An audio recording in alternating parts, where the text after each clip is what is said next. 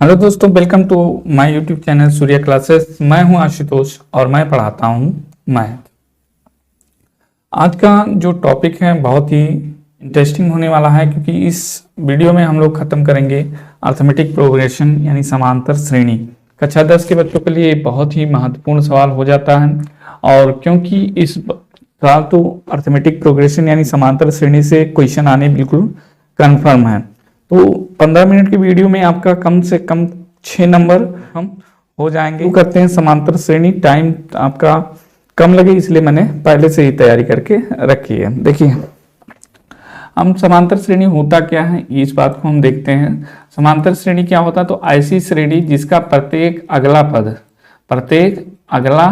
पद पिछले पद में एक निश्चित संख्या जोड़ने के साथ साथ यहाँ घटाने भी लिख लीजिए, जोड़ने से या घटाने पर प्राप्त होती है। क्या कहलाती है? समांतर श्रेणी कहलाती है। ठीक है, क्या कहलाती है? समांतर श्रेणी। और जो ये संख्या जोड़ी गई या घटाई गई संख्या है, जो निश्चित संख्या जोड़ी या घटाई गई है, उसे इस श्रेणी का क्या कहते हैं? हम सार्वंतर कहते हैं, सार्वंतर भी कहते हैं। और कहीं कहीं पे इसे पदांतर भी लिखा हुआ आपको मिलेगा। क्या मिलेगा? पदांतर भी लिखा हुआ मिलेगा। जैसे एक श्रेणी की बात करते हैं हम। एक श्रेणी है 1, 3, 5, 7, 9। अब इस श्रेणी को देखेंगे आप तो 1 के बाद 3 आता है, 3 के बाद 5 आ रहा है, 5 के बाद 7 आ रहा है, 7 के बाद 9 आ रहा है, और ये श्रेणी आगे कंटिन्यू है। ठीक है, अब यहाँ पर देखिएगा ये जो 3 है वो पिछली संख्या में 2 जोड़ने पर प्राप्त हुई है।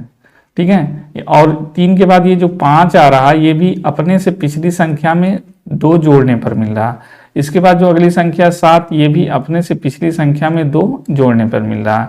इसके बाद जो ये संख्या है 9 ये भी इसमें 2 जोड़ने पर मिल रहा है। यानी आपने देखा कि इस श्रेणी का प्रत्येक अगला पद अपने से पिछले पद में एक निश्चित संख्या जो कि 2 है यहाँ पर जोड़ने पर मिल रहा है। इस कारण से यह श्रेणी क्या है? एक एपी है, यानी समांतर श्रेणी है। और इसमें सर्वांतर क्या है? सर्वांतर वही जो संख्या जोड़ी गई है वही क्या कहलाएगी? सर्वांतर, यानी 2 इसमें जोड़ा गया प्रत्येक पद में, यहाँ पर सर्वांतर 2 हो गया। ऐसे घटाने भी हो सकता है, एक संख्या निश्चित संख्या घटा करके लिख दी जाए।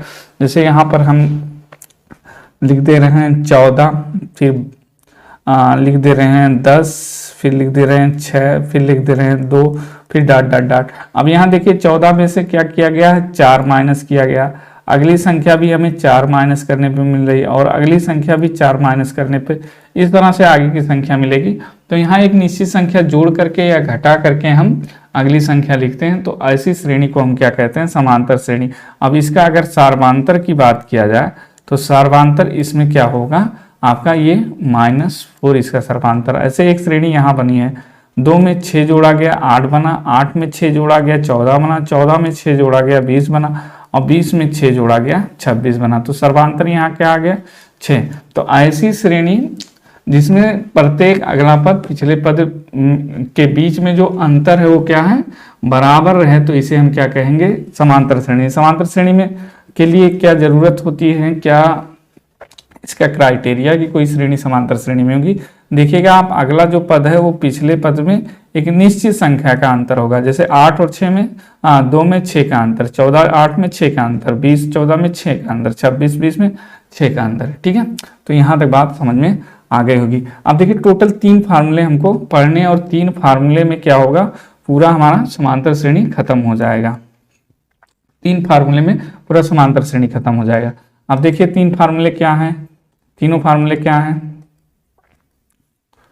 देखिए, यदि किसी श्रेणी का प्रथम पद a हो और सार्वंतर क्या हो? d हो, तो वह श्रेणी क्या होगी? वह श्रेणी क्या होगी? वह श्रेणी a plus D, a plus 2d, a plus 3d, a plus 4d होगी।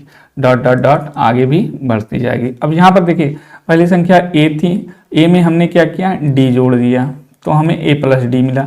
फिर अगली संख्या के लिए हम इसमें d जोड़ देंगे, तो 1d ये दोनों मिलकर के 2d हो जाएगा, a प्लस 2d हो जाएगा। फिर अगली संख्या क्या हो जाएगी? इसमें हम d जोड़ देंगे, तो 2d 1d 3d। यानी इसमें भी देखिएगा तो प्रत्येक अगला पद पिछले पद में d जोड़ने से प्राप्त हो रहा है, तो इसलिए ये क्या होगा, समांतर श्रेणी होगा। और यही समांतर श्रेणी का क्या कहलाता है, व्यापक पद कहलाता है। क्या कहलाता है, जनरलाइज टर्म, यानी कि व्यापक पद कहलाता है। अब इसका सार्वधातर क्या होगा, देखिए सार्वधातर क्या होगा, यहाँ पर सार्वधातर क्या होगा, डी होगा, सर्वांतर डी हो जाएगा। और प्रथम पद क्या होगा, प्रथम पद ए होगा। ए को क्या कहते हैं, प्रथम पद, और डी को क्या कहते हैं यहाँ पर, सर्वांतर। ठीक है, अब देखिए ऐसे श्रेणी बनी है, ये पहला पद, दूसरा, तीसरा, चौथा, पांचवा, छठवां, सातवां, आठवां, नौवां, दसवां, ऐसे पदों की संख्या आपकी बढ़ती जाएगी। अगर आप पूछा जाए कि श्रेणी का पूरा 100 पद की श्रेणी है, तो और 100 पद आपको लिखना संभव नहीं है। अगर पूछा जाए कि ये एक श्रेणी है, ये श्रेणी है, इसका 100वां पद क्या होगा, ये श्रेणी है, जैसे 1 2 3 4 5 पद लिए हैं, हम पूछे छठवां पद क्या होगा, तो आप बता देंगे a+5d होगा। अगर कहें 7वां पद क्या होगा, तो आप कहेंगे a+5d में एक d और जोड़ दो, 6d हो जाएगा। लेकिन अगर कहें 100वां पद क्या होगा, 200वां पद क्या होगा, तो इसके निकालने के लिए हमारे पास एक फार्मूला होता है एपी का, nवां पद। n मतलब कुछ भी आप रखते हैं, 100, 50, 200, 500, 1000, जितना भी रखना चाहें।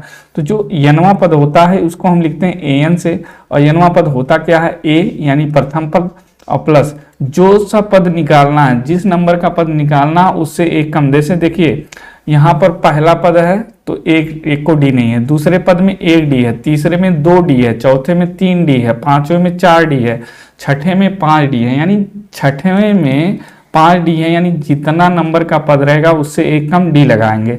तो n नंबर का पद है तो n-1, उससे एक कम क्या लगा देंगे, डी। तो ये हमारे पास पहला फार्मूला आ जाता है nवां पद। समांतर श्रेणी का nवां पद बहुत पूछा जाता है, ये क्वेश्चन बहुत, एक श्रेणी दे दिया जाएगा और पूछा जाएगा कि इसका 5वां पद निकालिए, 10वां पद निकालिए, 20वां पद निकालिए, तो इस फार्मूले से हम निकाल देते हैं। ठीक है, अब जैसे पद तो लिखे हैं, इस तरह से श्रेणी लिखा और कह दे इसका योग ज्ञात कीजिए। क्या ज्ञात कीजिए, योग ज्ञात कीजिए। जैसे एक श्रेणी लिख दिया जाए, जो 4 6 8 10, और कहा जाए इसके 20 पदों का योग निकालो। क्या निकालो, 20 पदों का योग निकालो। तो इसके लिए हमारे पास दो फार्मूले। मान लीजिए कोई श्रेणी है जिसका प्रथम पद क्या है, मान लीजिए, माना कोई श्रेणी, माना एक श्रेणी है हमारे पास, एक क्या है, श्रेणी है जिसका प्रथम पद क्या है, प्रथम पद क्या है, ए है, और सार्वधातर कितना है, सार्वधातर कितना है, डी है। तो उसके n पदों का योगफल, यानी पहले, दूसरे, 3 4 5 6 10 12 पदों का योगफल जो होगा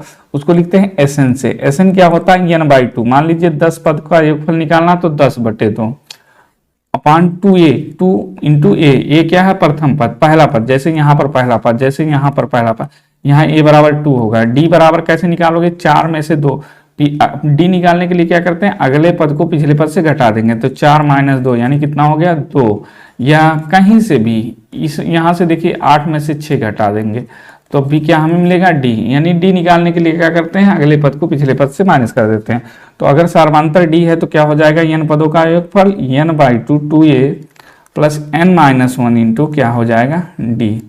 ठीक है, या दूसरा पद, अब मान लीजिए कि एक पद दे दिया गया, 2 डॉट डॉट कहा जाए कि 50वां जो पद है, 50वां पद कितना है, 200 है। अंतिम पद पता है, पहला पद पता, और कहा जाए यहां से यहां तक पूरा योग कितना होगा। तो जब हमें पहला पद और अंतिम पद दोनों पता हो तब हम फार्मूला क्या लगाएंगे, ये फार्मूला हम तब यूज करेंगे जब हमें पहला पद दूसरा पद पता हो, कम से कम मिनिमम 2 पद पता हो, और ये पता हो कैवा पद कितने पदों तक योग निकालना है। और अगर हमें ये पता हो कि पहला पद पता हो और अंतिम पद पता हो और बीच में कितने पद हैं ये पता हो, तो हम ये वाला फार्मूला लगाएंगे, Sn = a + l। l क्या है, अंतिम संख्या। जैसे यहाँ पर पहला 2 है और अंतिम 200 है, तो a की जगह 2 और अंतिम l की जगह 200 रख देंगे, और n की जगह कितना, चूंकि इसके बीच में हमने कहा 50 पद है, तो n की जगह पर क्या रख देंगे, 50 पद। तो ठीक है, तो हमारे पास कुल टोटल जो हमने पढ़ा वो क्या पढ़ा अभी तक, ये देख लेते हैं और फिर क्वेश्चन पे आते हैं। हमने पढ़ा कि कोई समांतर श्रेणी है, AP है, तो इसका nवां पद हम कैसे निकालेंगे, nवां पद। nवां पद कैसे निकालेंगे हम, An = a + n-1 into d। अगर कोई श्रेणी है इसके n पदों का योग कैसे निकालेंगे, Sn = n/2 2a + n-1 into D से। और मान लीजिए अगर अंतिम पद हमें पता है तो n पदों का योगफल क्या हो जाएगा, n/2 a plus L. L क्या है, लास्ट टर्म है, ठीक है, एल क्या है, लास्ट टर्म है। तो चलिए मान लीजिए एक क्वेश्चन आपको लगवाते हैं यहाँ पर। क्वेश्चन देखिए, एक श्रेणी है 2 20 डॉट डॉट डॉट ऐसे कह दिया जाए और कहा जाए इसका 10वां पद क्या है, 10वां पद, 10वां पद बताइए। तो 10वां पद कैसे बताएंगे आप बताइए। अब देखिए यहाँ a इक्वल टू क्या है, 2 है, और d कैसे निकालेंगे, अगले पद को पिछले पद से माइनस करेंगे। 8 - 2 इक्वल टू कितना आ गया, 6, ठीक है। और n क्या है हमारा, 10वां पद निकालना, यानी n बराबर 10 है। तो हम 10वां पद कैसे निकालेंगे, चूंकि n इक्वल टू क्या होता है, an equal to a plus n minus 1 into D. अब 10वां पद निकालना तो 8 10, n की जगह 10 हो जाएगा। a क्या है हमारे पास, 2 है, n कितना है, 10 - 1, और d का मान कितना है, 6 है। तो 2 + 10 - 1 9 इंटू 6, यानी 2 + 54 हो जाएगा, और 54 और 2 कितना हो गया, 56। यानी 10वां पद इस श्रेणी का, अगर हम ऐसे जाएंगे 4 पद लिखे, 5वां 6वां 7वां 8वां 9वां, 10वां पद कितना आएगा, 56 आ जाएगा। क्या आ जाएगा, 56। तो इस पर हम 3 फार्मूलों का यूज करके कुछ क्वेश्चंस को करते हैं। पहला क्वेश्चन जैसे हमारे पास ये है, पहला क्वेश्चन हमारे पास ये है, देखिए क्या कह रहा है क्वेश्चन, कह रहा है 1 5 9 13 17 21 25 समांतर श्रेणी में है, सर्वांतर निकालना है। क्या निकालना है, सर्वांतर, यानी डी का मान निकालना है। हमने कहा डी क्या होता है, डी क्या होता है, अगले पद से पहले पद को घटा दीजिए, अगले पद को पिछले पद से पिछले पद को घटा दीजिए, या ऐसे कह सकते हैं a2 - a1। तो क्या करें, कोई भी अगला पद पिछले पद से घटा दीजिए। यहाँ पे देखिए 5 अगला पद है, उससे पीछे 1 है, तो 5 - 1 कितना आ गया, 4, यानी इसका आंसर क्या हो गया, 4 सही जवाब हो गया। ठीक है, क्या हो गया, 4 आपका जो हो गया करेक्ट आंसर हो गया। अगला क्वेश्चन देखते हैं, निम्नलिखित में कौन समांतर श्रेणी में, समांतर श्रेणी होने के लिए सबका डी क्या होना चाहिए, बराबर होना चाहिए। d1 बराबर d2 बराबर d3, सारे पदों के बीच अंतर बराबर होना चाहिए। अब यहाँ देखिए 2 2 4, 2 का अंतर है, यहाँ पर 2 का अंतर है, 2 का अंतर है, ये नहीं 8 8 16, यहाँ 8 का अंतर है, 4 4 8, यहाँ 4 का अंतर है, 10 6 16। अब -10 है और -6 है, -2 है, 2 है। अब इनके बीच में अंतर क्या हो जाएगा, d1 मान लीजिए तो -6 और -10 क्या हो जाएगा, -6 + 10 इक्वल टू कितना आएगा, 4। तो इसके बीच में 4 का अंतर, इसके बीच में भी ऐसे 4 का अंतर है। d2 अगर हम निकाला तो -2 और -6 कितना हो जाएगा, -2 + 6 कितना हो गया, 4। और इसके बीच में भी अंतर 4 का ही है, +2 और -2, 2 + 2 = 4। तो ये सभी पदों के बीच का अंतर कितना है, 4 है, इसलिए बी वाला ऑप्शन क्या हो जाएगा, सही होगा। क्यों, क्योंकि d1 बराबर d2 बराबर d3 बराबर d4 यहाँ पर है, सभी पदों के बीच अंतर समान है। तो अगर एक हमें मिल गया तो बाकी चेक करने की जरूरत है ही नहीं, क्योंकि एक ही टर्म इसमें चूज करना था, 2 का ऑप्शन ही नहीं है। अगला देखिए क्वेश्चन है हमारे पास, क्या है क्वेश्चन,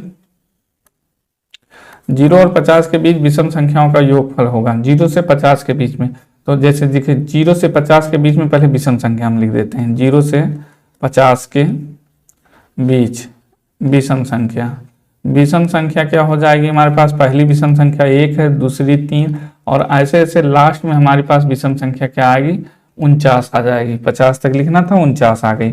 अब देखिए 1 से 49 तक कितने पद हैं भाई, तो हम जानते हैं कि 1 से 50 तक में 25 पद सम होंगे, 25 पद विषम होंगे। तो यहाँ का केवल विषम लेना है, तो 25 पद क्या हो गए, विषम हो गए। तो n का मान 25 हो गया। अब a देखिए, a का मान पहला पद यानी 1 हो गया, और d का मान क्या हमने कहा, अगले पद से पिछले को घटा दे, तो 3 - 1 कितना हो गया, 2 हो गया। तो हमारे पास a पता है, d पता है, n पता है। तो Sn जो होता है, Sn क्या होता है, n/2, यानी n पदों का योगफल 2a + n - 1 इंटू डी, ये होता है। n का मान कितना दिया गया है, 25, 25/2, 2 गुणे a का मान कितना है, 1 है, प्लस n का मान कितना है, 25 है, -1, और d का मान कितना है, 2। अब इसको सॉल्व करेंगे 25/2, 2 एक 2, 25 माइनस 24, 24 दूना कितना हो जाएगा 48, 48 दो कितना हो गया 50, यानी 25 गुणे 50/2, 25 से काटेंगे तो फिर कितना बचेगा 25 गुणे 25 बराबर कितना हो गया 625, 625 हमारे पास करेक्ट ऑप्शन हो गया। तो दोस्तों इस वीडियो में हम यहीं तक करेंगे और आगे की वीडियो में, नेक्स्ट वीडियो में हम लोग देखिए ढेर सारे क्वेश्चन हैं जिसको हम नेक्स्ट वीडियो में कर लेंगे, ठीक है। तो नेक्स्ट वीडियो आप लोग जरूर देखिए और वीडियो अगर पसंद आया तो लाइक कीजिए, दोस्तों को शेयर कीजिए और चैनल को हमारे सब्सक्राइब कीजिए ताकि ऐसी वीडियोस आपको